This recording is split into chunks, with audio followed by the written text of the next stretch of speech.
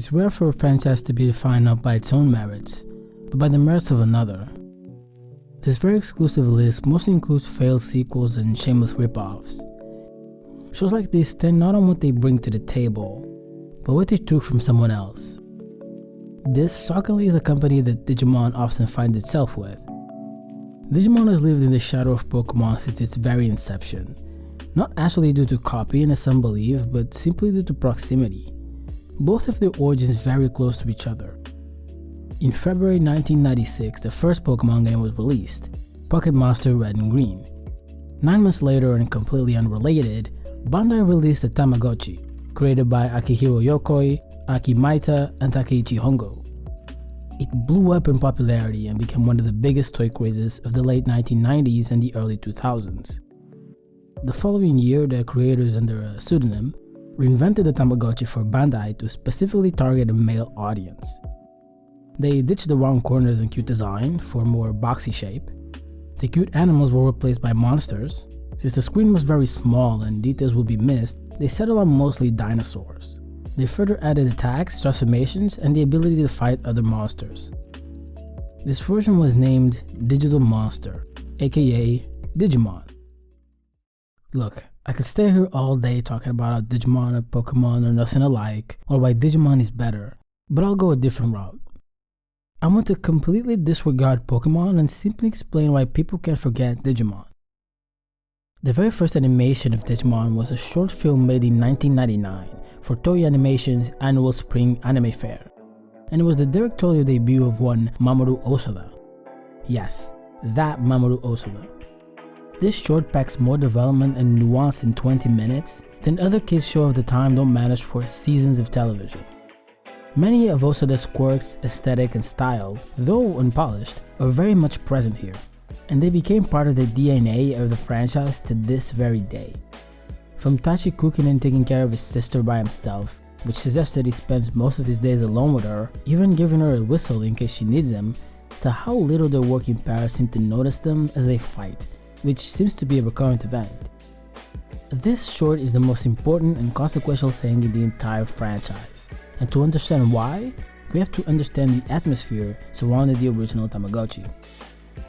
With the feminist movement of the 1960s, women began entering the labor force in record numbers. They were entering in addition to all of the men, as opposed to substituting for them like during the war. This shift from one-earner household to the two-earner household dramatically changed the socioeconomic class system of industrialized nations in the post-war period.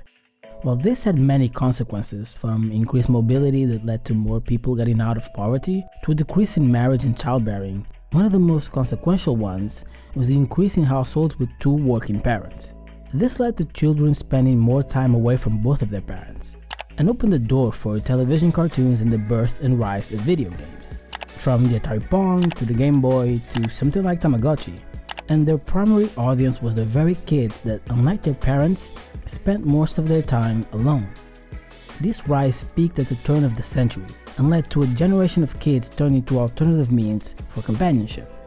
Yeah, you can even talk with people all over the world on chat lines. Don't they have chess games and stuff like that too? Yup, they got more stuff than you can imagine. Online chat rooms really took off in the 90s, with many teens finding solace in talking to people with similar interests. While many shows and games took advantage of this without really commenting or caring, Digimon was different.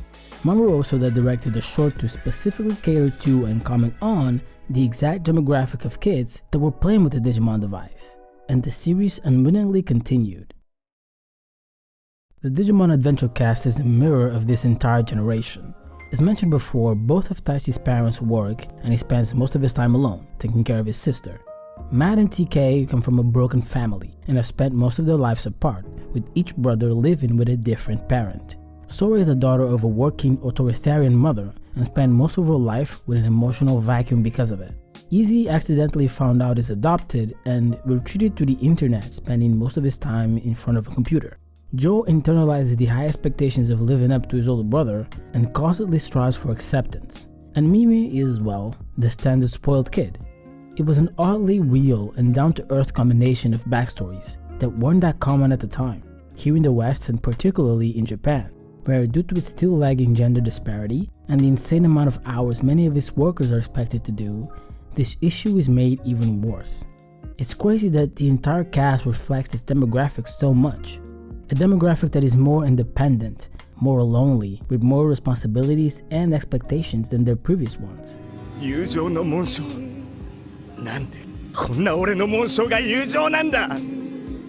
Despite having so much in common at the beginning of the series, the kids are not friends. They don't know each other and for the most part don't even like each other. They not only have to mature, but also learn to work together to survive this hostile world. The scene that most emphasizes this for me is again with Tai. Tai is burdened with the leadership role, not because he's the main character, but because he has leadership qualities, a steady mind in the midst of danger, and he's good at taking action, probably because of the many years he has had to do so, being tasked with taking care of his sister. He is forced into this role, just like back home. Throughout the series, he is reluctant to be the leader. A lot of times he is overprotective, which leads to him making mistakes and pushing things too far, both with his friends and with his Digimon as well. Eventually we learn that a lot of his insecurities is due to a mistake he made as a kid, taking his fragile sister to play outside and she getting sick.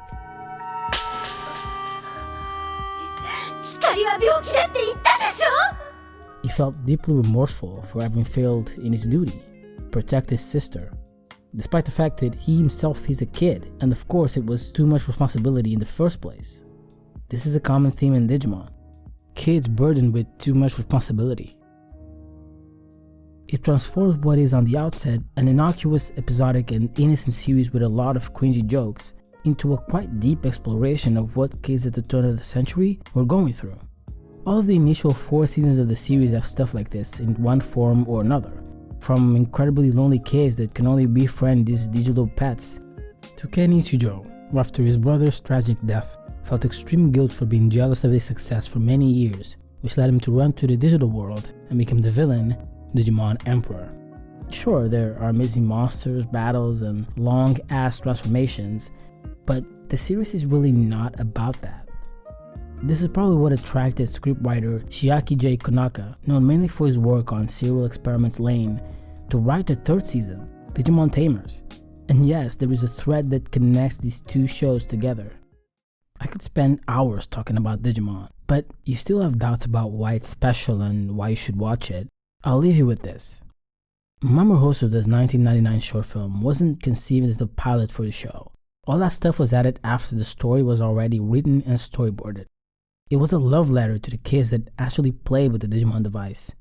It is Digimon, its very essence. It represents what the franchise is all about. This kid, left alone all day by his parents who are forced to work long hours, stays at home taking care of his sister, cooking for her, making sure she has everything she needs. His parents come home very late at night, barely noticing how he's doing and eventually fighting when his dad inevitably comes home drunk again. So in the middle of all of this, he finds this device, and from it a weird creature is born. Suddenly he has companionship and responsibilities. He raises this creature, feeds it, cleans after it, plays with it, and even teaches it abilities so it can defend itself. He also learns from the creature on how to communicate with someone that is so different from himself, and ultimately, what friendship is really about. And just as fast as it came, the creature is gone. It grew up, got old, and died. Satoru Nishizono, the head writer of the original show, said this: "It is a series where I wish to write fully about real children at that age group. 5th graders are at that extremely delicate age where they take on the role of an adult if adults aren't around." The Digimon short film is essentially a commentary on how the very role of Tamagotchi and similar devices we play as children end up having deep and lasting effects on our development. We are seeing kids being raised by beings from this digital machine while we ourselves are being raised by the very same machine. It speaks to the uncomfortable truth that through the mediums of TV and video games, people like Hosoda end up essentially raising us just as much as our parents do. In this increasingly corporate world where more and more employees are forced to give their lives to capitalism, more of their kids are left to be raised by the very machine that has robbed them of their parents. Growing up, I was exactly like Taichi, spending much of my days alone, dressing myself, going to school by myself, and feeding myself. With this magic box and these weird little portable devices as my closest companion. Shows like Pokemon, Yu-Gi-Oh!, Dexter's Laboratory, Samurai Jack, and countless other cartoons were just as much my normal life as was playing games on Miniclip, getting lost on Newgrounds, and raising Neopets. That's what made Digimon different. It seemed made for me, for kids that were byproducts of this new century, where parents would have time to be with their kids. Where you as a kid are left alone and free, probably too free. This show was a reflection of myself, and yours as well if you started using the internet as a child in the early to mid 2000s. Digimon was the only one that seemed to understand that the kids on the show weren't the only ones growing up in a digital world. We were as well.